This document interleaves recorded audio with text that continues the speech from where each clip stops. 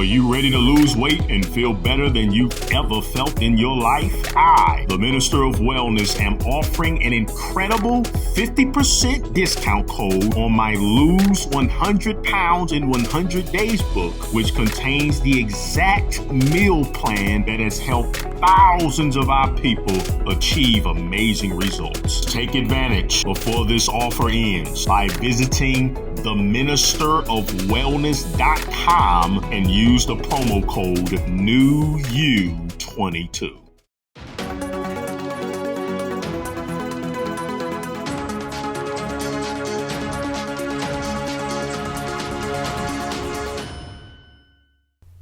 Hello everyone, it's me, Demetra Kaye of the Demetra Kaye Show here on YouTube and a proud contributor of the African Diaspora News Channel and the African Diaspora News Insider. If you could please do me a favor and subscribe to all channels and like this video, I would greatly appreciate it. So just recently, the Governor of Louisiana, John Bel Edwards, pardoned that of Homer Plessy. Now, Homer Plessy in 1892 was part of a group called Citizens Committee where they commissioned him to go on to a train car. Now, back then, the trains were segregated. Slavery was over, but trains were segregated, train cars rather. And so they commissioned him to do it because he was 7/8 white, and as they would call it back then, octoroon. So he was an octoroon and he could pass, for lack of better words. And so when the train attendant came up to him and asked for his ticket, he also asked him, "Are you white?" And he says, "Well, I'm partially white, or 7/8 white, this, that, and the other."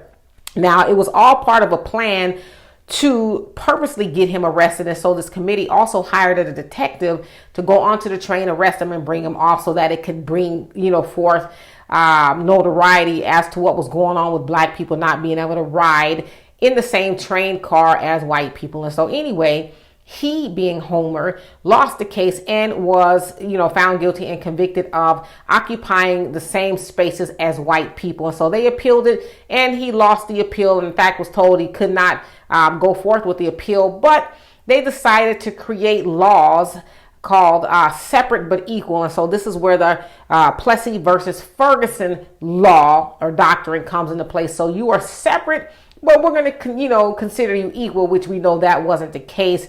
And that actually was the birth of the Jim Crow era, where black people endured a whole lot of heinousness by that of white people. And so that law was actually overturned in 1954 via Brown versus the Board of Education. And on a federal level, it was outlawed during the Civil Rights Act in 1964. Okay, so his descendants, Keith and Phoebe Plessy, they fought through his foundation to get him pardoned. And so here today, the governor of Louisiana did that. He said, "I consider it a pleasure to be able to overturn what was done to him so many years ago, 125 years ago to be exact." But I will say this, yeah, it's great that they did pardon him for trying to ride on the same train as white people. But, it's still symbolism. They, being white supremacy, will consider that, oh, we gave y'all something. We pardoned that of Homer Plessy, for trying to ride in the same train as white people. And so you guys, we'll take that as a win and, maybe not think about reparations so much. So again, we want our reparations, and we want all of our, ancestors that were done wrong in the past. We want them vindicated as well. We want it all. Okay, we want it all. We want the vindication and we want the reparations. All right, y'all. So anyway, for more insightful commentary, please subscribe to this channel and my channel, The Demetra Kaye Show, here on YouTube. Peace.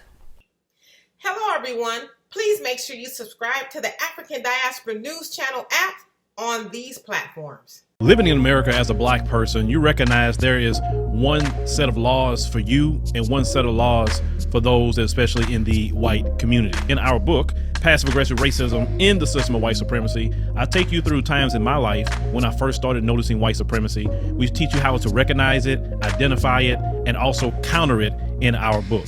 This book is a beginner's course for those that are just starting to wake up and open their eyes to see the system of white supremacy. As a black American person, you must understand this system because this system is life or death to you. how you handle it, how you deal with it. It can affect your mental health if you don't understand this system.